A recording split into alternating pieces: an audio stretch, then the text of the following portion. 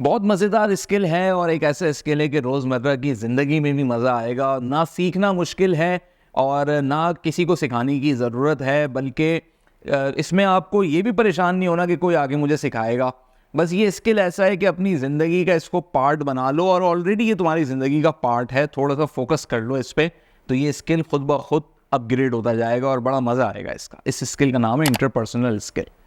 कहने को ये बड़ा प्रोफेशनल स्किल है, नाम ऐसा रखा है इंटरपर्सनल स्किल, और है क्या एक्चुअली है ये जो हम रोज़ कर रहे होते हैं ना, आपस में बातें कर रहे होते हैं, मजाक की बातें कर रहे होते हैं, किसी के साथ दिल चाहता है यार उसको पैसे दे दो, फ़कीर है, थोड़ी सी उसके साथ सिंपैथी कर लो, किसी कोई देख रहे होते हैं यार ये दोस्त है परेशान है, इसका ज़रा ना इसकी दादरसी कर दो, इसको थोड़ा सा इंटरटेन कर दो, बेचारा बड़ा सैड हो रहा है।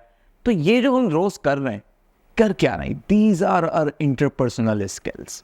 यही हमारे इंटरपर्सनल स्किल्स हैं जो हम प्रोफेशनली, अब हम इसे कैटेगोरिकली अगर फोकस कर लेंगे तो बड़ा मज़ा आ जाएगा। प्रोफेशनल लाइफ हमारी बड़ी इंजॉय हो जाएगी। यानी अब आप समझें इतना अच्छा हो जाएगा कि दिल चाहेगा यार रोज़ ऑफिस जाओ और टाइम पे जाओ, टाइम पे पहुंच जाओ, और साथ ही टाइम से पहले इसलिए पहुंच जाओ क्योंकि इंटरपर्सनल स्किल आपको एक और चीज़ सिखाता है कि आप किस तरह आगे बढ़ सकते हो। अब मैं आपको इसकी एग्जाम्पल देता हूँ। सबसे पहली चीज़ ये कि इंटरपर्सनल स्किल के कुछ बड़े अहम पॉइंट्स हैं, उसमें से सबसे इंपॉर्टेंट पॉइंट है एम्पैथी। एम्पैथी सिंपैथी से निकला है, यानी आपके अंदर एक ऐसा बिहेवियर पैदा हो जाएगा कि आप लोगों के साथ रहमदिल हो जाएंगे। अब रहमदिल जब आप होंगे, फॉर एग्जाम्पल आपको पता है कि जी मेरे पास जो है स्टाफ के 4 लोग हैं जो मेरे अंडर काम कर रहे हैं, उसमें से किसी एक के साथ तबीयत का मसला चल रहा है। अब आपने बीइंग अ बॉस जो है उसके साथ थोड़ी सी एक सिंपैथी वाला मुजाहरा किया कि चलो यार तुम्हारा वर्कलोड कम कर देता हूँ, तुम्हारी तबीयत सही नहीं है या तुम ऑफ ले लो, मैं तुम्हें ऑफ दे रहा हूँ। तो ये वो एम्पैथी वाली चीज़ है। अब ये आप अपनी नॉर्मल लाइफ में भी करते हैं, लेकिन प्रोफेशनल लाइफ में आपने इस तरीके से करना होता है। दूसरी चीज़ क्या होती है कि आपके पास आ जाता है इसमें पॉइंट ह्यूमर। अब क्या है कि ह्यूमर कौन नहीं कर रहा होता, आप दोस्तों के साथ बैठते हैं, फैमिली में बैठते हैं, अननोन लोगों के साथ भी बैठते हैं, तो समटाइम आप जो है ना किसी थर्ड पर्सन के ऊपर थोड़ा सा ऐसा बात करने के लिए एक ह्यूमर वाला जुमला दे देते हैं। या कोई आपको ऐसी चीज़, कोई किसी के साथ नहीं भी बैठा हुआ, आप अकेले ट्रैवल कर रहे हैं, अकेले ही कहीं से जा रहे हैं, कुछ आपको लिखा हुआ ऐसा दिख गया तो आपके जहन में एकदम एक ह्यूमर वाला ख्याल आ जाता है। और अक्सर आप फेसबुक पे भी जो वीडियोस देखते हैं ना, लोग सबसे ज़्यादा कौन सी वीडियोस देखते हैं मालूम है आपको? ह्यूमर वाली, मज़ाहिया वीडियोस देखते हैं। जब ये जो प्रैंक्स वाले लोग सबसे ज़्यादा यूट्यूबर बने, वो इसीलिए बने कि उन्होंने ये देख लिया कि भाई फेसबुक यूट्यूब पे सबसे ज़्यादा प्रैंक्स वाली वीडियोस यानी ह्यूमर को देखा जाता है, तो वो इस फील्ड में ही आ गए, उन्होंने इसी फील्ड को अपना एक प्रोफेशन बना लिया। तो ह्यूमर को जब आप इंटरपर्सनल स्किल में यूज़ करते हैं तो ये बड़ा एक लेवल का ह्यूमर होता है। ये वैसा मजाक नहीं होता कि किसी को तज़हीक लगे, किसी को आप जो है ना क्रिटिसाइज़ कर रहे हैं इसके अंदर। ये एक ऐसा मजाक होता है कि फॉर एग्जांपल आप एक ऐसे मजाक को कर रहे हैं जो जिस पे सब इक्वली हंस रहे हैं, सबको एक मज़ा आ गया उस मजाक के ऊपर, और आपने कोई एक ऐसी बात कर दी है जिस पे सब ने एकदम कहकहा लगा लिया, एकदम जो है ना। अब ये स्टूडेंट लाइफ में होता रहा है आपके साथ, ये कोई नई चीज़ नहीं है, और ये कोई भी बात हो सकती है, ये कोई प्लान चीज़ नहीं होती कि आप सोच के रखें कल जब मैं ऑफिस जाऊंगा तो फिर मैं ये वाली ह्यूमर की बात करूंगा। ये ऐसा नहीं होता। आप बैठे और बैठे बैठे जो है ना वहाँ पे ऑफिस के किसी एक बंदे से, या कोई एक ऐसा क्लाइंट था उसकी वजह से, जैसे मैं एक मिसाल दे देता हूँ कि एक मार्केटिंग एजेंसी थी, उनका क्लाइंट जो था वो एक खान साहब थे, यानी एक पठान थे।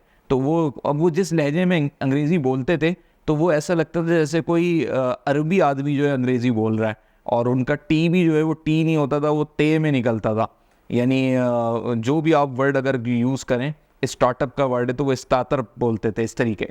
तो जब वो इस चीज़ के मार्केटिंग की सारी टीम उनकी पूरी कम्युनिकेशन सुन रही थी तो वो आपस में उनके लिए ये ह्यूमर का पॉइंट बन गया। क्लाइंट को उन्होंने पता भी नहीं लगने दिया, लेकिन उन्होंने अपने इंटरपर्सनल स्किल्स को यूज़ करते हुए आपस में एक इन्वायरमेंट के अंदर ह्यूमर पैदा कर दिया। तो ये आपके इंटरपर्सनल स्किल्स की खूबी होती है कि आप ये जज करते हैं कि भाई अब ज़्यादा जो है ना सब ड्राईनेस हो रही है, यानी काम करते करते ना सबका दिमाग ड्राई होता जा रहा है, बिल्कुल सब ऐसे सीरियस मोड में, थोड़ा सा काम भी डिस्टर्ब ना हो, और आपने ह्यूमर वाली बात कर दी। तो एम्पैथी भी उसमें शामिल है, ह्यूमर भी उसमें शामिल है। तीसरा पॉइंट उसके अंदर शामिल है नेटवर्किंग, क्योंकि आप इंटरपर्सनल स्किल का जो सबसे बड़ा बेनिफिट है वो नेटवर्किंग ही है। नेटवर्किंग आप अपनी अच्छी कर लेते हैं। देखें, आप अगर 4 अननोन लोगों में बैठे हुए और आप सिंपैथी की बात करेंगे, आप ह्यूमर की बात करेंगे ना, ऑटोमेटिकली वो 4 लोग आपसे कहेंगे कि आप कौन हैं, क्या करते हैं, उनकी कनेक्टिविटी आपसे जुड़ेगी। ये जो कनेक्शन जुड़ेगा यही नेटवर्किंग है, और आज के दौर में नेटवर्क ही आपकी नेटवर्थ होती है। तो नेटवर्किंग में जब आप बढ़ते हैं तो लोगों में म्यूचुअल चीज़ें आपने तलाश करनी होती हैं। अब हमारे यहाँ पाकिस्तान में तो नेटवर्किंग इतनी आसान है कि लैंग्वेज से ही लोग पकड़ लेते हैं। अगर वो सिंधी है तो सिंधी में बात करना शुरू कर देंगे, या सिंधी से मुतालिक कोई बात ऐसी शुरू कर देंगे क्योंकि उन्हें पता होगा इसका इंटरेस्ट इसमें पंजाबी है तो पंजाबी नहीं भी आती तो टूटा फूटा कोई पंजाबी का जुमला बोल देंगे, उस पर कोई मजाक हो जाएगा, उस पर फिर आपस में बात शुरू हो जाएगी। यानी ब्रेक द आइस वाली कहानी होती है कि आपको सिर्फ खामोशी तोड़नी होती है एक दफ़ा और फिर आप अपने प्रोफेशनल चीज़ें सामने रखते हो। ह्यूमर और एम्पैथी का मकसद ये नहीं कि आप कोई एनजीओ के वर्कर हो और हर वक्त आप सिंपैथी की बात करोगे, या फिर ह्यूमर का मकसद ये भी नहीं है कि आप कोई कॉमेडियन हो और हर वक्त आप मजाक की ही बात करोगे। आप इंटरेस्ट की बात करोगे जो सिंपैथी में होगा या ह्यूमर की सूरत में होगा, और फिर इसके बाद आप अपनी प्रोफेशनल बात करोगे जो आपने उस पर्पस से रिलेटेड बात करनी है। एजेंडा पे आओगे, बिल्कुल सूखे सूखे एजेंडा पे आओगे, एटीट्यूड के साथ आओगे तो वो बहुत ज़्यादा नेगेटिव काउंट होता है, स्पेशली एशिया के अंदर। यूरोप में फिर भी इतना नहीं होता क्योंकि वहाँ पर लोगों का एक तरीक़ाकार होता है कि वो जब पहली मुलाकात करते हैं तो बड़े स्माइली फेस के साथ, बहुत एनर्जी के साथ हैंडशेक करते हैं। हमारे यहाँ तो अल्लाह माफ़ करे, पाकिस्तान में तो ऐसा लगता है कि जब कोई किसी से मिलता है तो वो सलाम भी सही से, सलाम तो खैर अब आजकल कम ही हो गया है, पहले बड़ी देर तक घूर के देख रहे होते हैं एक दूसरे को कि पहले वो सलाम कर रहा है कि नहीं कर रहा, नहीं कर रहा है तो बड़ा सोच समझ के फिर सलाम करते हैं। हाथ मिलाने का रिवाज भी कम होता जा रहा है, कोविड की वजह से भी कुछ कम हो गया और कुछ लोगों ने अपना एक एटीट्यूड बना लिया। तो ये वो पोस्चर्स और तरीके हैं जिसकी वजह से हमारे इंटरपर्सनल स्किल्स पर, हर प्रोफेशनल आदमी पर इसका असर हो रहा है। अगर आपने इंटरपर्सनल स्किल्स की अच्छी एग्जांपल्स देखनी है ना तो आप बैंक्स जाएं, अपने करीबी घर के किसी भी ब्रांच में चले जाएं और वहाँ पर जाकर आप किसी भी रिप्रेजेंटेटिव से जाके मिलें, मैनेजर से जाके मिलें, वो आपको अच्छे तरीके से ट्रीट करता है। ऑल तो उसको ये नहीं पता होता आप क्लाइंट हो कि नहीं हो, लेकिन वो ट्रीट अच्छे तरीके से करते हैं। अलबत्ता आपको हुलिया भी अच्छा होना चाहिए उस टाइम। तो कहने का मकसद ये कि इंटरपर्सनल स्किल्स आपके डिपेंड करते हैं कि आपने नेटवर्किंग कैसे डेवलप करनी है। उसमें फिर आपका चौथा पॉइंट आ जाता है टॉलरेंस, क्योंकि अब जब नेटवर्किंग होगी तो अगला ही फील करता है ये मुझसे ना कनेक्ट होने की कोशिश कर रहा है, ये अपनी कोई प्रोडक्ट सेल करने की कोशिश कर रहा है, ये बताने की कोशिश कर रहा है कि जी मैं ये एक्सपर्ट हूँ या ये मुझे हायर कर लो।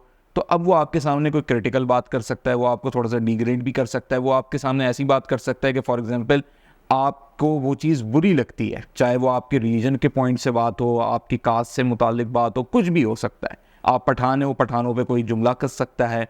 तो अब आपको यहाँ टॉलरेंस करना है, और उसकी अच्छी मिसाल क्या होती है, आप स्माइली फेस रखें और आप स्माइल के साथ उसको इग्नोर भी करें थोड़ा सा, और थोड़ा सा आप उसकी बात को काउंटर ना करें, बस पलट दें किसी तरीके से कि आप अपने टॉपिक पे ले आए उसको।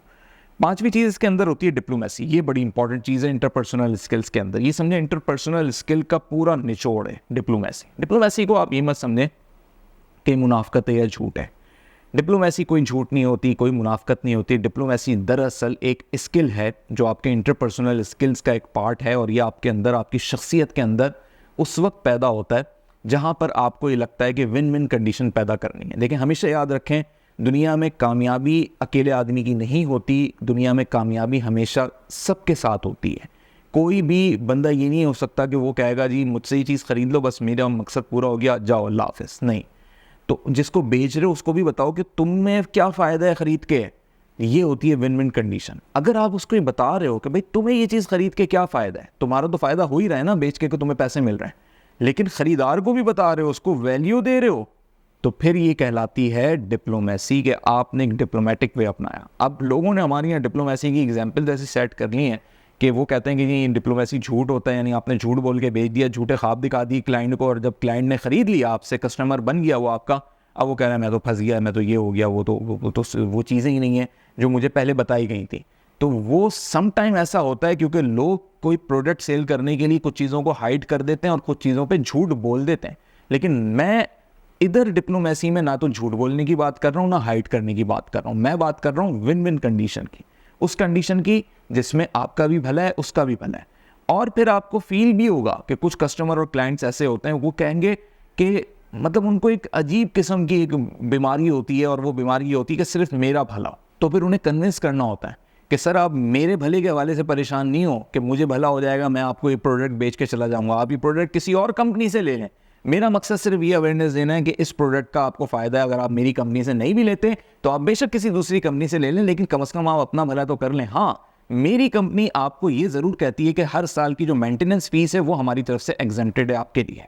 तो अब अगर दूसरी कंपनी आपको इससे बेस्ट ऑफर देती है तो मोस्ट वेलकम सर, अगर नहीं देती तो मैं तो हमेशा हाजिर हूँ। तो ये वो बात होती है जिसको हम डिप्लोमेसी के तनाजुर में लेकर आते हैं कि आपने अपने आप को भी ऐसे शो कर दिया कि भाई ठीक है, ये ना समझो कि मैं सिर्फ अपनी वजह से सारी चीज़ें जो है ना तुम्हारे ऊपर अपना टाइम दे रहा हूँ और तुम्हें कन्विंस किए जा रहा हूँ और तुम्हें विन विन कंडीशन पे लेकर आ रहा हूँ, लेकिन मैं तुम्हें वो ऑफ़र भी दे रहा हूँ साथ साथ जो तुम्हें कोई दूसरा नहीं देगा। और सारा गेम ही बिजनेस के अंदर और आपकी प्रोफेशनल लाइफ के अंदर ऑफर्स का है कि आप किस तरीके से किस टाइम पे क्या ऑफर देते हैं और किस तरह अपने क्लाइंट को आप अपने लूप में लेकर आते हैं। तो ये इंटरपर्सनल स्किल्स होते हैं आपके, जिसमें आपको थोड़ा सा एम्पैथी रखनी होती है, ह्यूमर रखना होता है, नेटवर्किंग स्ट्रॉन्ग करनी होती है। और नेटवर्किंग स्ट्रॉन्ग करने के तो 1000 तरीके हैं।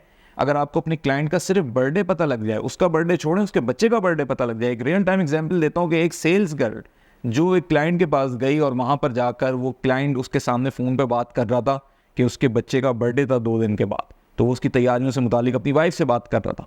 और उसने उसकी कॉल डिस्कनेक्ट करने के बाद उस सेल्स गर्ल से पूछा आपकी क्या प्रोडक्ट है, उसने अपनी प्रोडक्ट बताई और उसने रिजेक्ट कर दिया और उसको वो सेल्स गर्ल वहाँ से उठ के आ गई। अब आप नेटवर्किंग का टूल देखें कि उस सेल्स गर्ल ने उस बंदे की बातें सुन ली थी कि 2 दिन के बाद उसके बच्चे का बर्थडे है और उसको ये पता था कि इसका मेरी प्रोडक्ट में कोई इंटरेस्ट नहीं है, इसने मुझे बिल्कुल रिजेक्ट कर दिया, ये नहीं खरीदेगा आइंदा भी।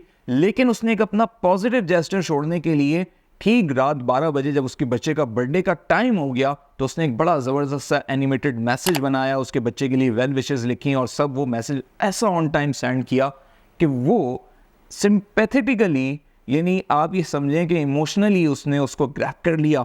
और उस बंदे ने नेक्स्ट डे खुद कॉल करके कहा कि उस तरीके से बात की कि वो जो है ना, उस टाइम मैं थोड़ा सा कन्फ्यूजन में था, मैं आपकी प्रोडक्ट को सही से नहीं सुन सका, काइंडली आप मुझे दोबारा ईमेल कर दें या दोबारा उस प्रोडक्ट के मुतालिक कुछ ब्रीफ दें तो मैं उसे दोबारा कंसीडर करूँगा। यानी उसने अपनी तरफ से एक पॉजिटिव जेस्चर दिया, एक होप पैदा हो गई और फिर यकीनी तौर पे आगे चल के वो प्रोडक्ट सेल भी हो गई होगी।